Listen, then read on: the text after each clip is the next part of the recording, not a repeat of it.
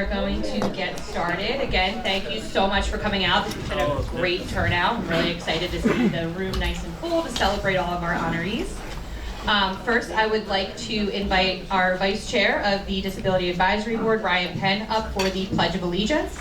There is no flag, so please use the flag in your hearts. Thank you.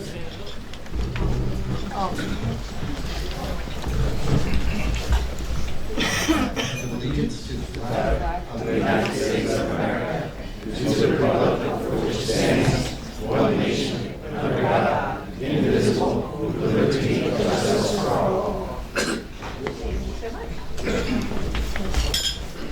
I'd like to recognize the elected officials in the room. So we have several commissioners here. We have Commissioner John Risley, Commissioner June Burns, and then we also have Commissioner Maureen Kern, who is our Vice Chair, and also the Commissioner for the Disability Advisory Board. So thank you all for coming.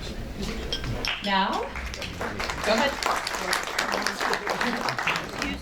Now I would like to invite up County Executive Mr. Dennis Levinson to say a few words.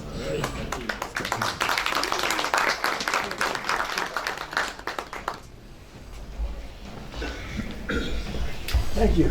Of course, thank you.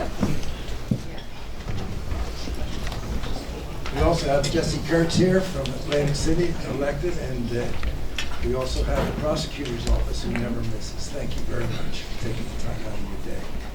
And thank you all for getting involved.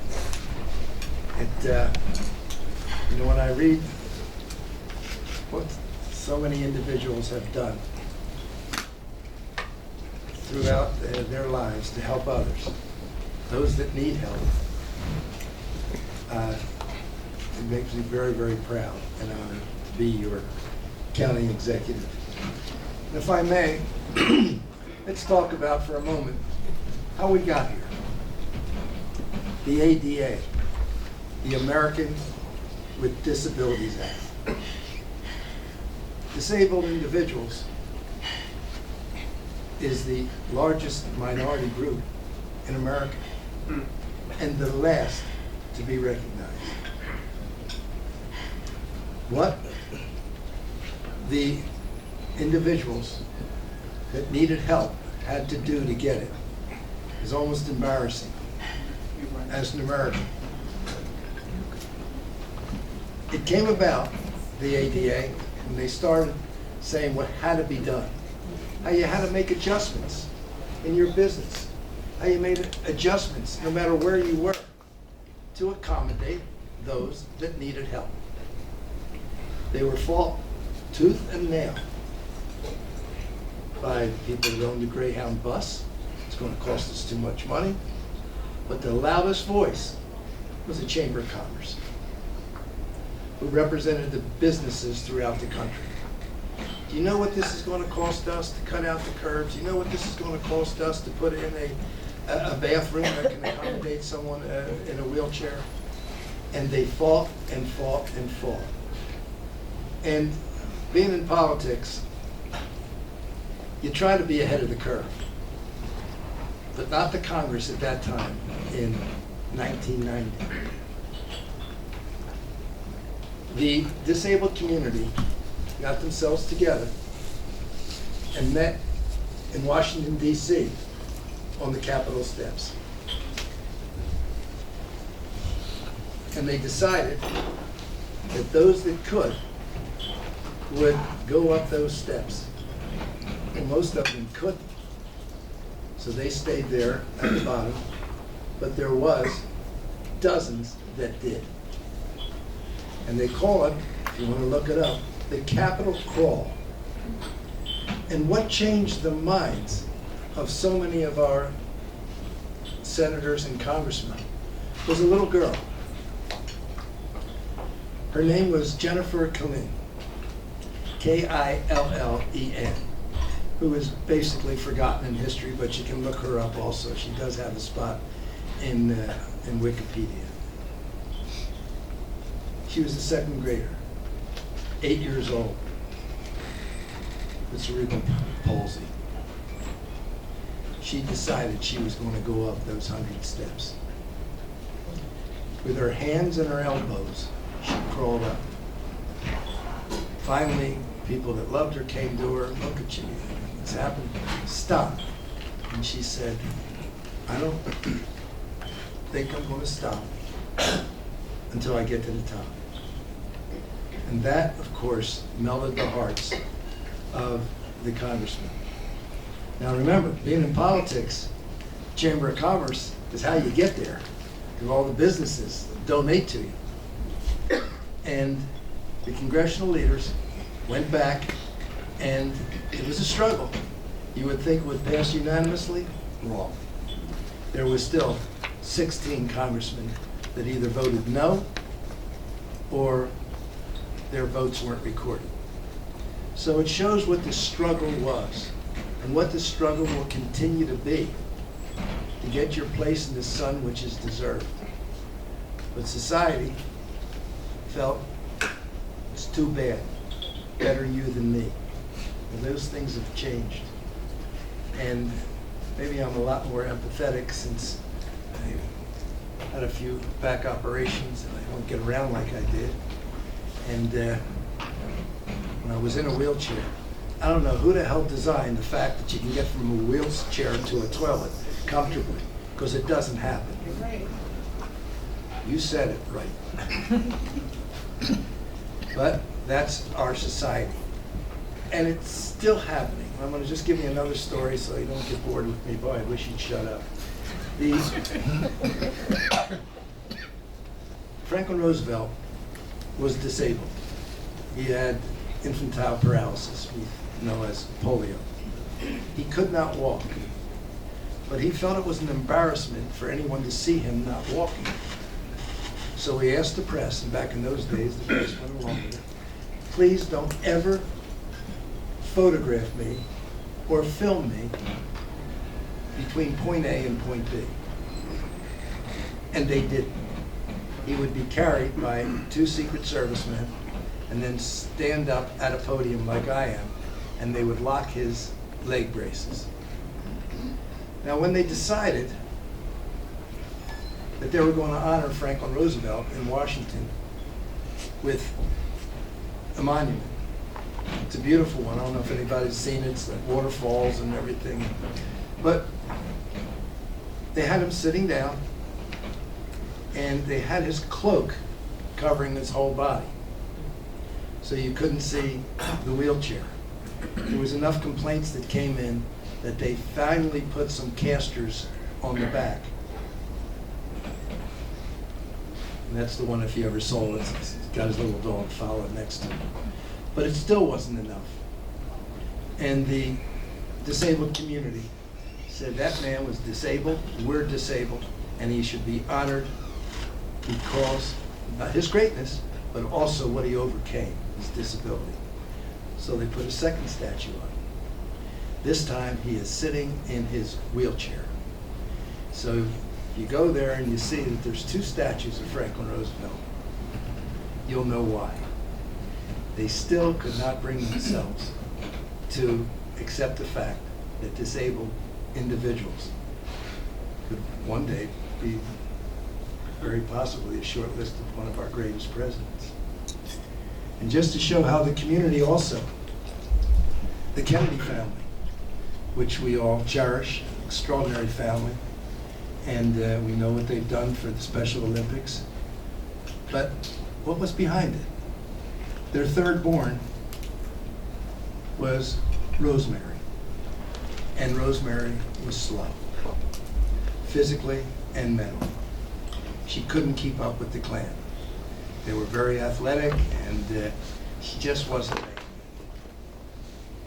it. And Joe Kennedy, the patriarch, the billionaire, took her one day and had a prefrontal lobotomy done on her. I'm going to repeat that. A prefrontal lobotomy, which drilled into your head. And the doctors at the time felt that this would alleviate her problems. Well, it made her far worse. And the Kennedys, of course you have to exceed, They put her in a home in Wisconsin, which she stayed there for the rest of her life. Joe never visited her. Before she died, Ted Kennedy and her sisters came to see her, but she was alone until she was 83 when she passed away. And the Kennedys, especially Eunice Shriver, felt that this was something that should be rectified. And that's why the Kennedy family was so involved with Special Olympics. There's always a backstory for most things that occurred. And with that, I want to thank you again for being here, and I want to thank all of the honorees for what you've done. And see a guy over there, the best strawberry shortcake you'll ever eat. You still have that honor. So, with that, everybody, thank you so very, very much. And once again, I'm going to repeat it. I am blessed and I am honored to be in this position. Thank you so very much.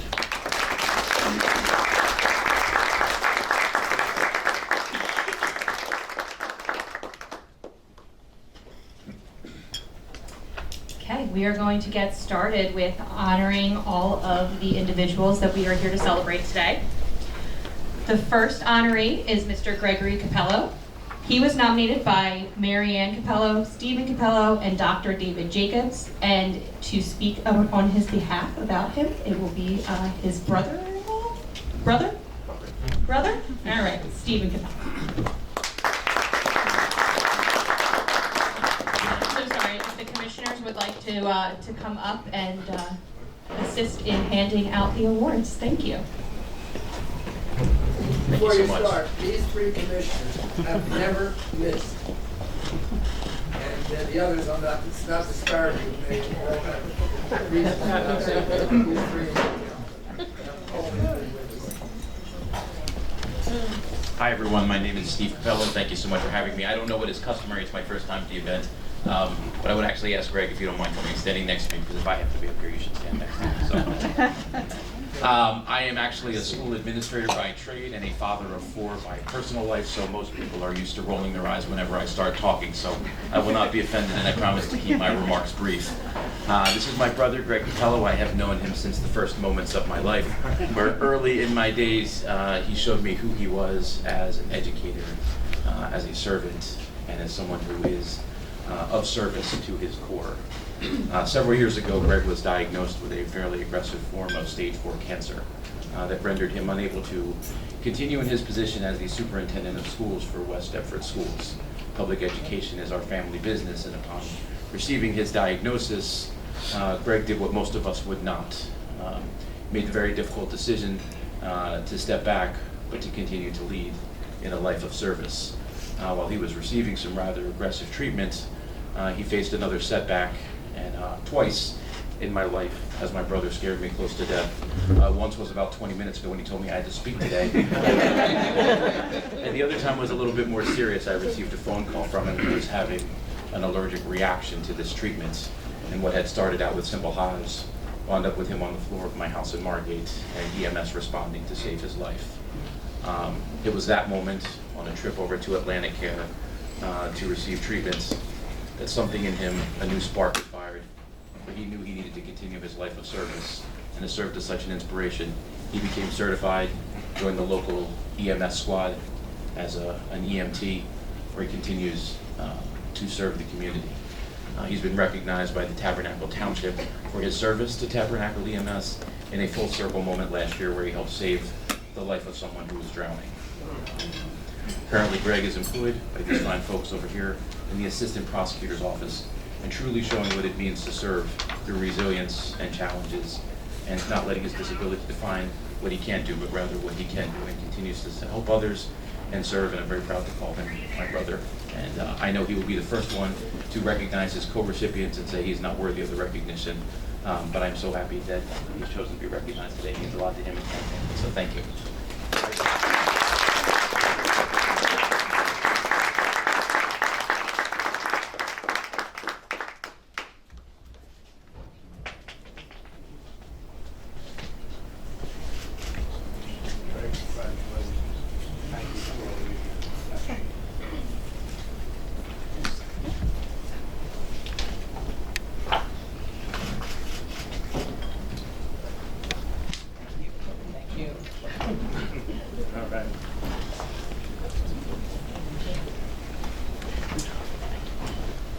Next, I would like to invite up Jesse Kurtz and Chris Jordan.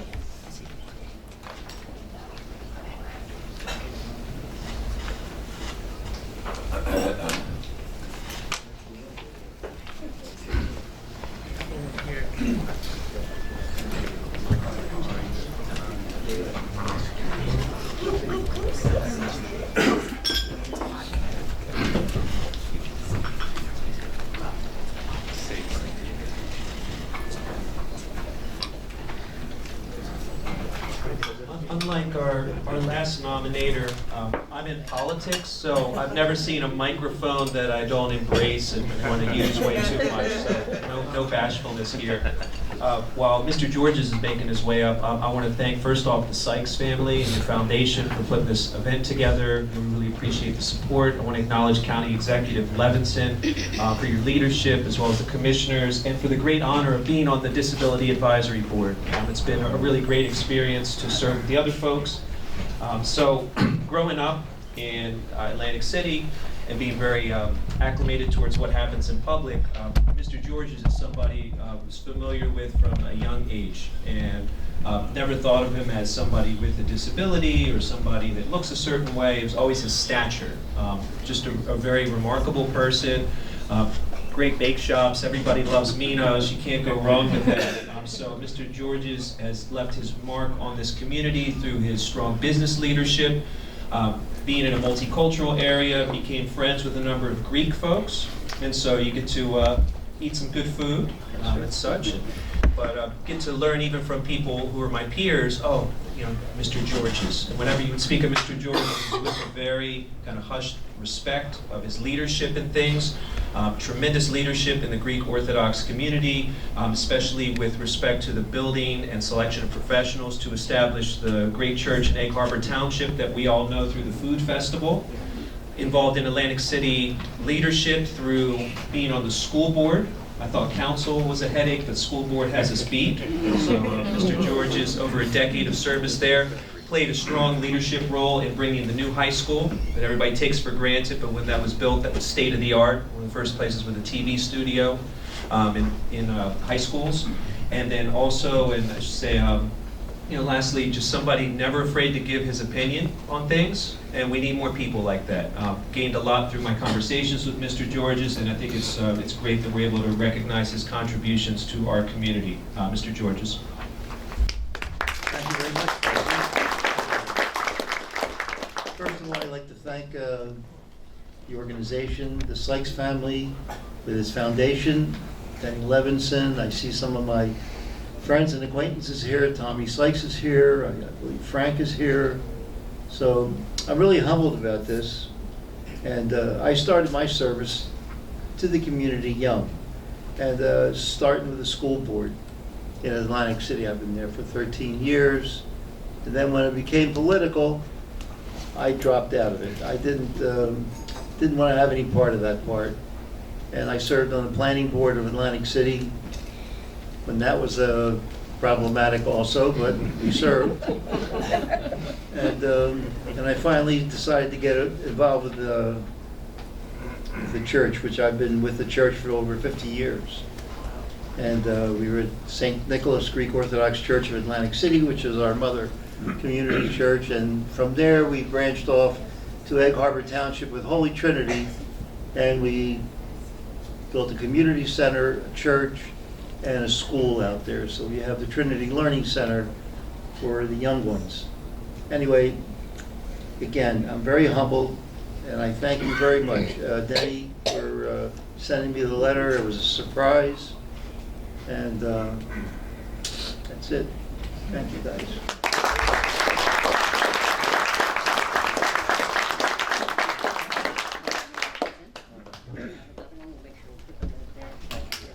Thank you for everything you do, and you're a smart man to stay on the phone. Thank you. Thank you very much. Is that it? For now.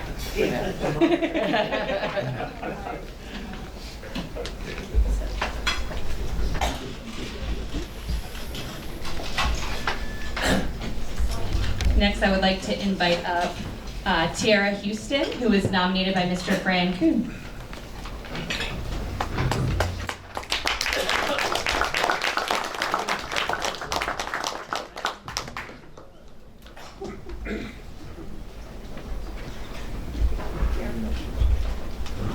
Good afternoon.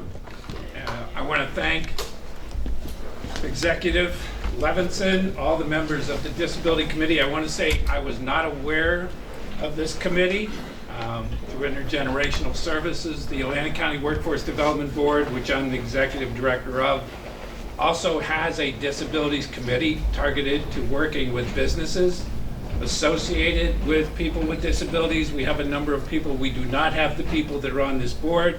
So I've already talked to Corey and said we'd like to make some relationship connections here to connect her board with our board so that we can further help people. The person that I want to introduce is a member of the career services component of workforce development who is standing right now, but not usually standing. She's usually in a powered wheelchair. She flies up and down the corridors. I have to check to make sure that she's not coming before I step out of my office. She's gonna kill me. But she is a remarkable young woman. I've only known her for about a year. Her mother, who is Alicia Oatman Gadsden, is also here. She is my supervisor for monitoring. We got together. She said, you know, we need to introduce someone for disability, and it was kind of like, well, we need to introduce someone because this young lady is such an inspiration for everybody on the floor, not just because she's in a wheelchair, but because of her energy level. For everybody in that building, they know who she is because she makes sure that she lets them know who she is. But she deals with customers. I don't know how familiar you are with workforce development. Workforce development is a training and employment agency.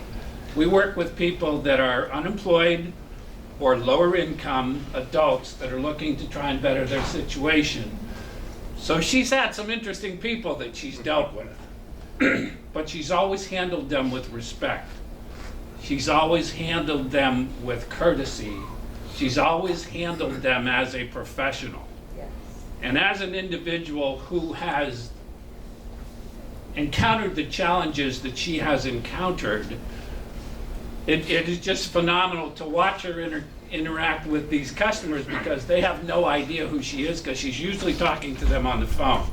So when they start talking to her about their challenges, she does not acknowledge any of her own challenges. She just continues to work with them. And I don't know how many people you've actually encountered in person who are kind of shocked and surprised by what they're encountering. But I think it just lends to her ability to manage the job in a professional, respectful manner with any of the candidates that she is encountering who she's trying to help to get employment. She's employed in that capacity. You've been working now for about a year. We could talk about all the challenges that she's experienced through her life. I don't want to do that. I want to talk more about her abilities that I have seen and that I have been able to work with and take advantage of. So it is my great honor to introduce Tiara Houston as the Disability Award winner through the Donald Sykes Award. If you want to say anything, you should. Good afternoon, everyone. I want to say thank you to everyone for the Donald J. Sykes Award. I've seen this award around before. I used to work at Community Quest. I worked at MetaQuest when it was that time, when it was called, and we've seen this award. I've seen it given out to others, and you know, you never think of yourself when you think of awards like this, you know, because in my life, I don't see myself as disabled. With courtesy and credit to my family, they never let me see my disability. I've only been disabled since 2016. So I'm used to getting up, and I still sometimes get up out the bed and fall on the floor because I'm thinking I still have my ankles and feet. So it doesn't hurt, it's like a quick little boom, oops, my fault. You know, it's like you're in a dream, you know, you wake up, they say, you know, don't go to the bathroom in a dream. It's kind of like that, don't walk in my dream. But my family never saw me as being disabled. They always told me I didn't have a disability. I have this ability. And the ability that we all have is to overcome challenges and situations, especially for those, giving credit to those who do have to face not just disabilities, but challenges, any type of challenges, whether it's trying to find a job, whether it's trying to go to school, whether it's, having money to pay rent. So we all have challenges and things that we have to overcome in our lives. So I just want to thank everyone for this award. It's beautifully honored. Thank you, Fran, for the kind words. Thank you to my mother who's here, Dr. Alicia McGadson, my aunt who's here with me, who they make sure that I am not stifled in any type of way. When I first became disabled, I didn't want to leave my house. I was embarrassed. I didn't want anybody to look at me and, nobody to see me. And it's like, no, you're coming out the house, you're going to church, you're going to do what you have to do. And then one day I decided to get up. I got up out the bed. I wanted something small. I wanted to cook. Let me just cook a quick meal. And I realized, okay, I can do this. I cooked at the stove, and then it just became, I want to go back to work. I gave myself a year, went back to work full time. And then I realized, you know what? People are going to stare and look anyway, whether you're in a wheelchair or walker, you walk regardless. So let's give them something to look at. I got up, I did my hair, I get my nails done, I put my clothes on. So those type of things where it becomes where, yes, I am titled disabled, but I don't consider myself disabled or handicapped in any way. I consider myself that I'm disabled. And like I said, we're disabled to overcome all challenges. Thank you to everyone. Thank you to Danny Levinson. Thank you to all the commissioners. And I want to say everyone have a blessed rest of your day.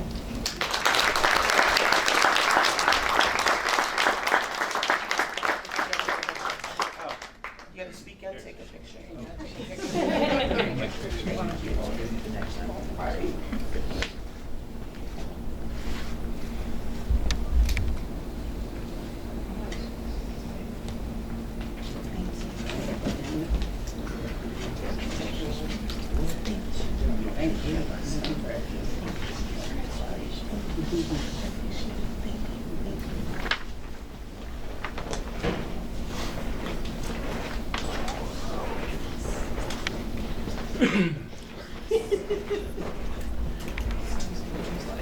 Next, I would like to invite up Stephen Jones, who is nominated by Dr. John Glassy.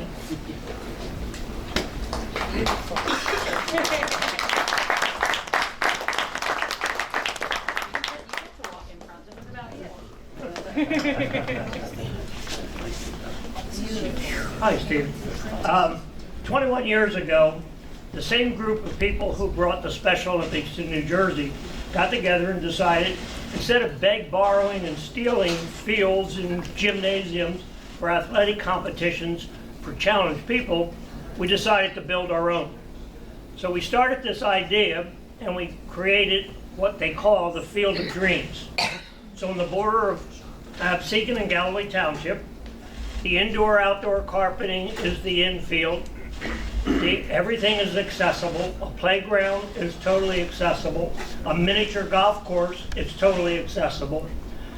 And one of the first people we had play at this field 20 years ago was this character right next to me. Stephen Jones was just a little tyke then, but we built the field with the idea that we wanted parents to be able to come, instead of sit in the stands with their kids, watch their kids. Watch them out on the field. Watch them have a good time.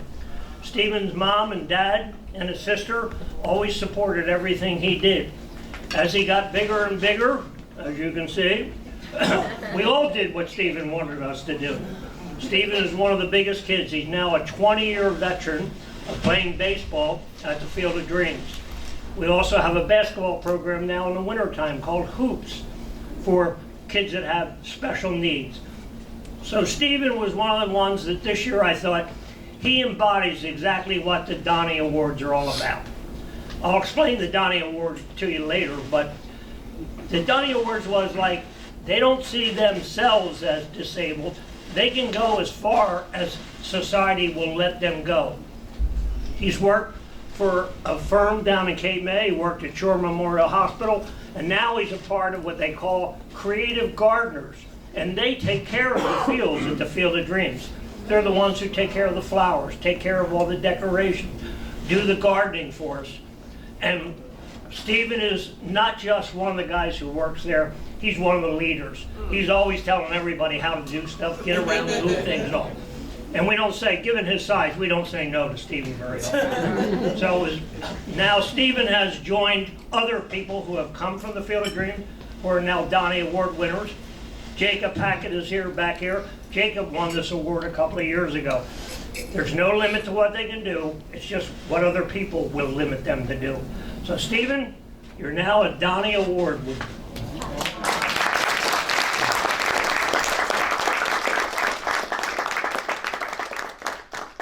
Jacob is a one-time person because Jacob is a very smart young man he was, right, Jacob?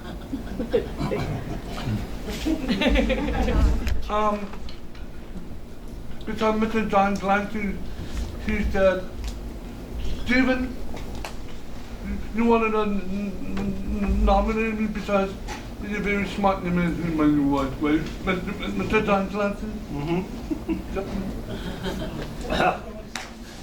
As you can see, Stephen has some communication issues, but he never has a problem getting his point across. So Stephen, you're a winner.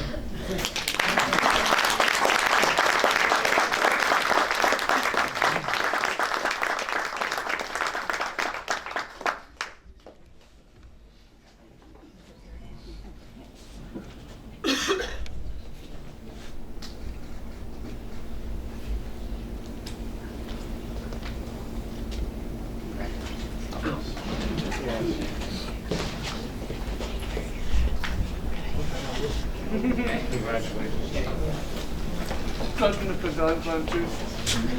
My man, John. Next, I would like to invite Mr. Michael Policino Harris. He was nominated by Pat Jones. She's not here, so Mary Moyer will be speaking on his name.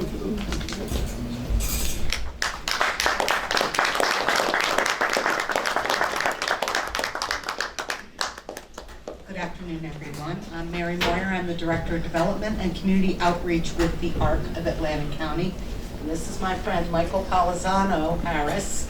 He is someone who currently works at the ARC Makes Sense 2 thrift shop, but he got there because many years ago he decided to attend the ARC of Atlantic County's Day Habilitation Program. That program runs 5 days a week from about 9:30 in the morning, about 2:30 in the afternoon, where individuals in our community come to the program and they go out to attend different activities within the community. They may volunteer, they may go to a community garden, they may do some work gardening in a in a park, or volunteering at the Atlantic County Animal Shelter. The point is that it gives them an opportunity to do things once they have graduated from high school. And once Michael did, he made that choice to come to the ARC's Day Habilitation Program. Well, through the years, he has become an award-winning Special Olympian, competing in many events such as soccer, basketball, bocce, bowling, and softball. He is part of the Area 8 chapter of the Special Olympics of New Jersey, and he is a multi-award winner, gold medal award winner. And so one of the things that Michael participated in was volunteering at the ARC Makes Sense 2 thrift shop. Now, as part of the ARC, as a business that the ARC manages, all proceeds benefit programs and services for people with intellectual and developmental disabilities. And so Michael chose to do this volunteer opportunity and come into the store and learn job skills such as customer service, being able to sort clothing, being able to help customers with their purchases, or help with heavy lifting. Well, one day there was a position open for a heavy lifter, and Michael, with his job coach, decided that he would apply for the position. Well, he did and got the job, and now he is a paid member of the ARC Makes Sense 2 thrift shop and provides excellent customer service to the customers that shop there, and he is a fan favorite of our customers. He lives independently in one of the ARC's residential facilities, and he is just an overall happy, positive, polite person. He just is a joy to talk to, always friendly, always has a good thing to say. And he makes an impact on so many people in this community because he cares about people and he cares about his friends. His friends joined him today, Jaslyn and Roy, and also someone who works in the house that he resides in. And Michael's just, he continues to surprise us every day with his ability. And his ability is extraordinary. He can do anything. So I am proud to introduce you to Michael Palisano Harris.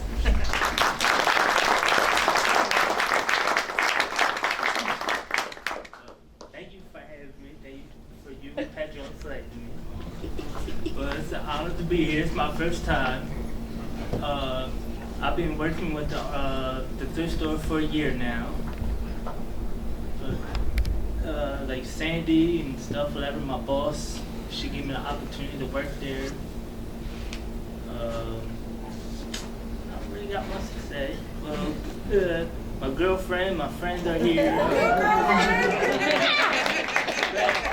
They're here to see me get an award. But thank y'all.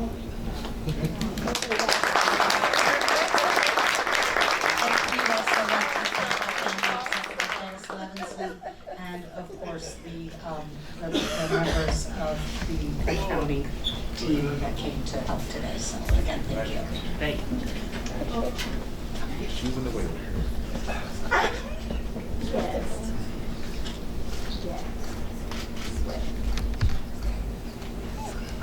Congratulations. Thank you. I'm sure you have a lot more of these roles coming your way. Thank you very much. Exactly. Next will be Miss Andrea Schofield, nominated by Dr. Pamela Cooper.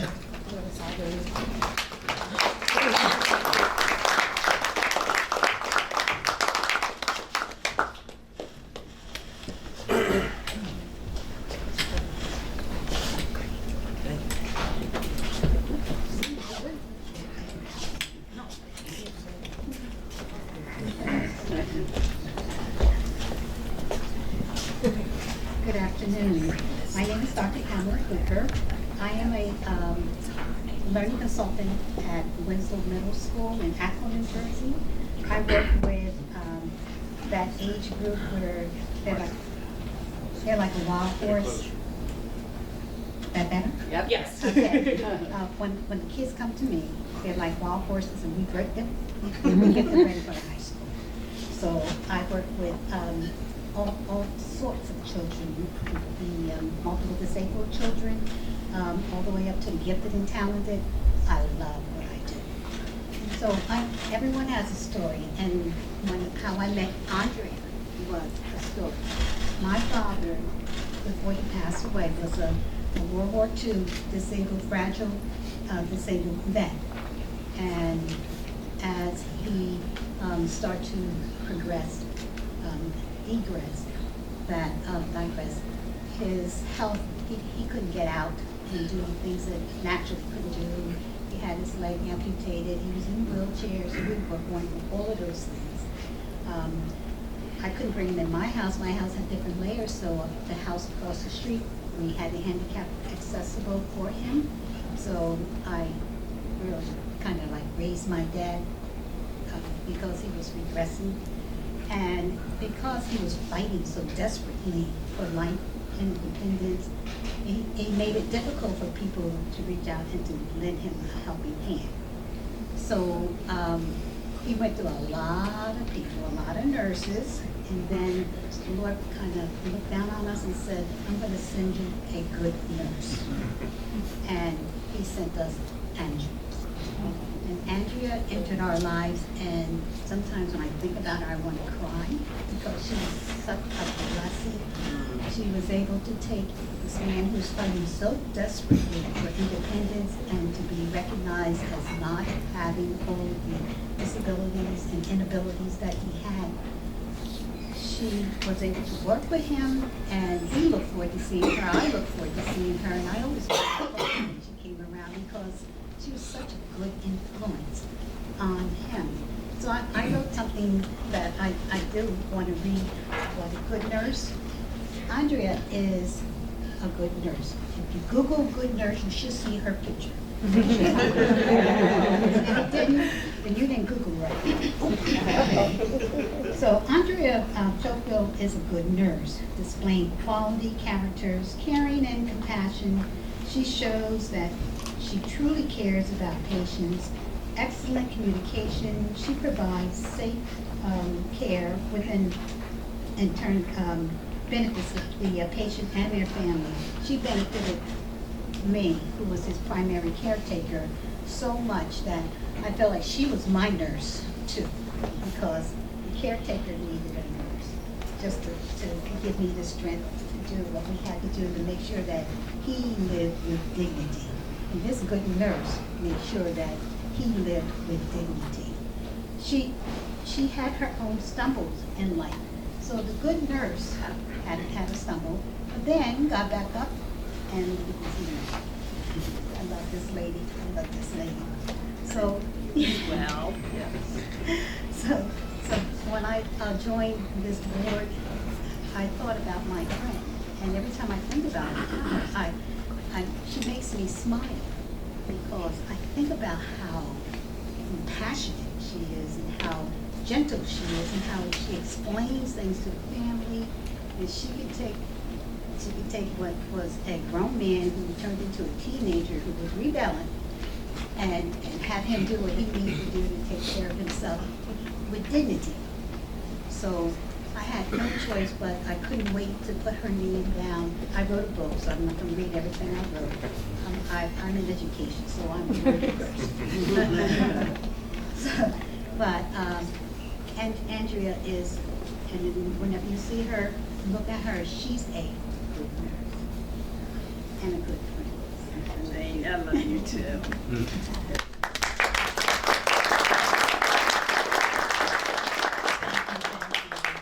Can you hear me? Okay.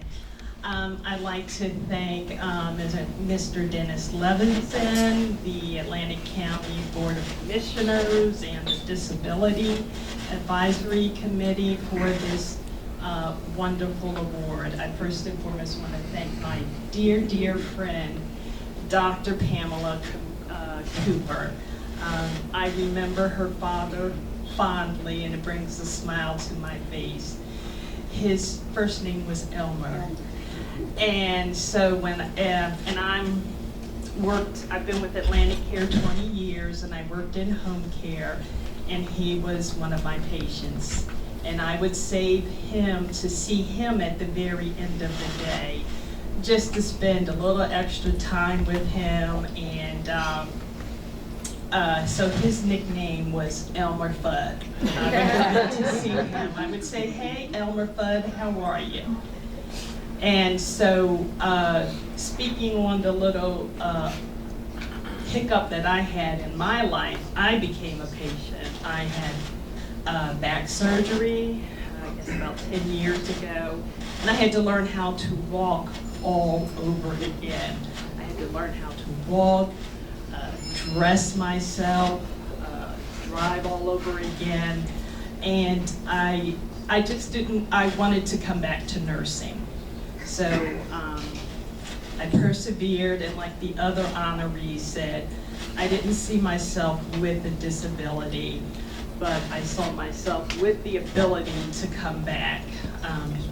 So I just thank God for this award. I thank my dear friend Pamela for our relationship that has developed, and with each patient that I see, I do case management now, I meet their needs one patient at a time with compassion and respect. Thank you all.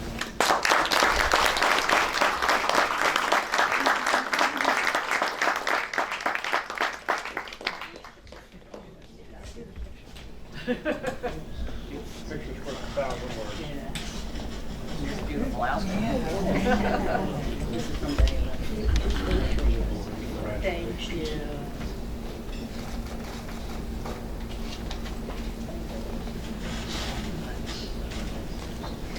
Keep doing those wonderful things.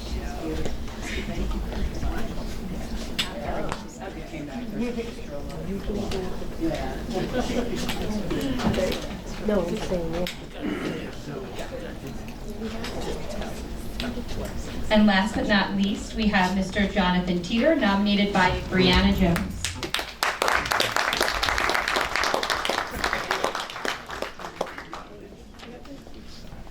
Good afternoon, everybody. My name is Brianna Jones. I'm a residential manager for the Arc of Atlantic County. Jonathan Teeter is one of the individuals I support. I've only been in his program for about a year now, but Jonathan has quickly become one of my favorite individuals I support. What do you want to talk about first? Why are you asking me? So, Jonathan, despite many obstacles growing up, with the help of his parents, who are here with him today, and his staff from the Arc of Atlantic County, which does not include me because I've only known him a year.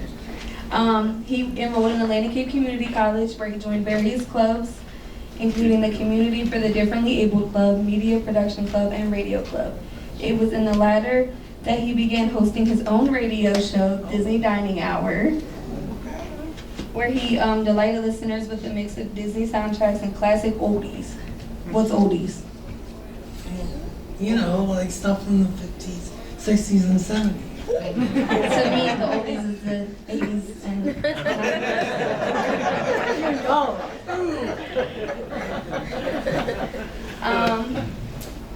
His passion for all things Disney would become his focus of his next goal, an internship with the Disney College program.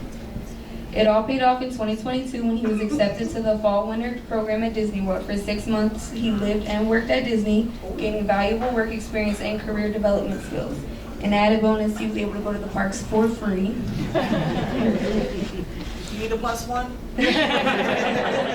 Sorry. Jonathan graduated from Atlantic Cape Community College in 2024 with his degree in communications and general arts. It was an immense moment of pride for Jonathan, his family, and everyone who supported him along the way. Now he lives independently in Atlantic City in an apartment building. He does get support from staff. And he also works at the Wawa in Ventnor City. He cleans the coffee island, drip trays, sweeps the floor, vacuums the rugs, and he is also the store's unofficial Disney expert. You got anything to say? Yeah. Hi. Yeah, well, even though I'm a communication major, I'm not the best public speaker. But yeah, everything is basically true, and I'm very honored to receive this award. Especially because it wouldn't be possible if not for certain staff that unfortunately can't be here today. No offense. Well, she's only been here a year. I mean.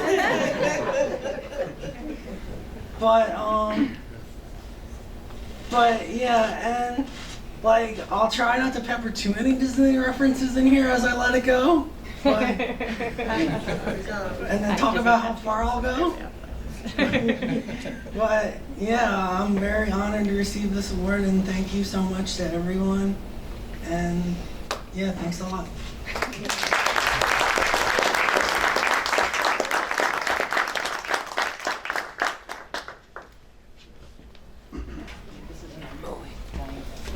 I'm sorry. Thank you for all you do. Busy guy.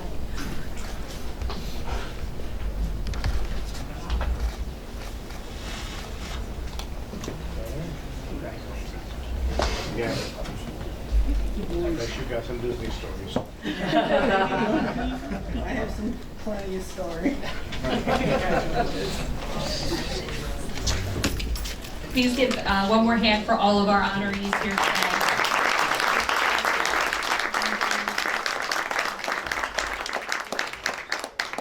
So we would not be here celebrating these individuals without the memory of Donald J. Sykes. So the Sykes family is in attendance today. We have Tom Jr., Lauren, and Peggy, and Katie. Did Katie make it? Yes, and Katie. So we have his family here today, and we really appreciate you guys allowing us to continue on his memory. And thank you for supporting us every year. This is the 36th annual Donald J. Sykes Award.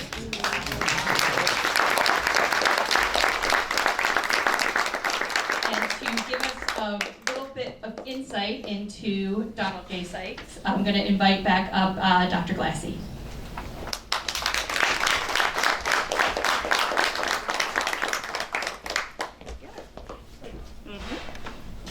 1975, Donnie Sykes and Joe Brown, whose wife Marcia is here today, the three of us approached then County Executive Chuck Worthington and asked him to establish a disabled advisory board. We wanted to be able to provide information to communities and to community groups as to how they could accommodate the disabled population, both physically and emotionally. Luckily, we were given a permission in 1975 to do that. I was the first chairman of the board. Donnie Sykes was the second chairman of the board, and Joe Brown was also a chairman of the board of that thing. Here it is all these years later, from 1975, 50 years ago, this board is obviously still functioning and still doing really good things. In 1980, somewhere 83, 84, 85, we were invited as a group, the Atlantic County Disabled Advisory Board, we were invited to come to Washington for the White House Conference for the Employment of the Handicapped.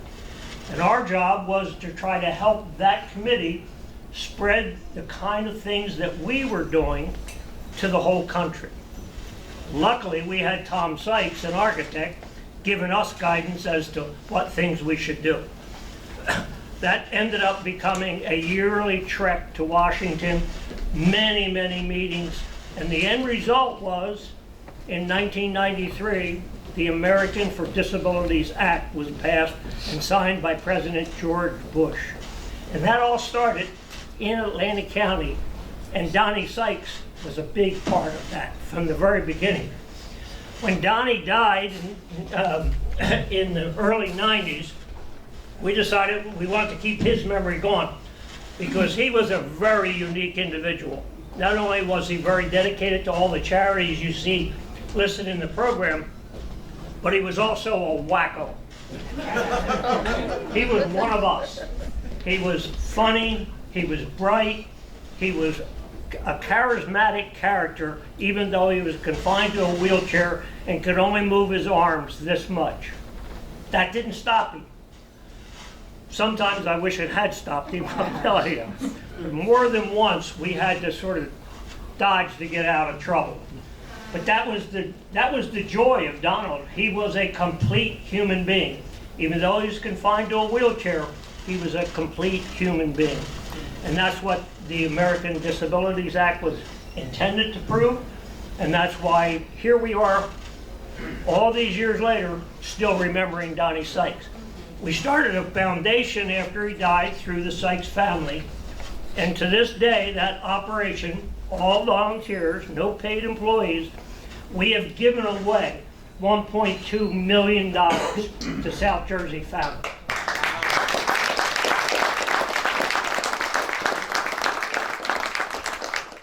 And things go full circle. Mary Moyer's mother and I used to work at Joan Seashore House together. Chris Jordages used to ride to college with me back in the 60s. We're both old, George. I want you to know that. Jesse Kurtz was part of the Art Dorrington ice hockey group when I was a coach over there teaching inner city kids how to play ice hockey. A lot of good people in this room, and now we have 7 new members of the fraternity that are part of Donnie Sykes' memory.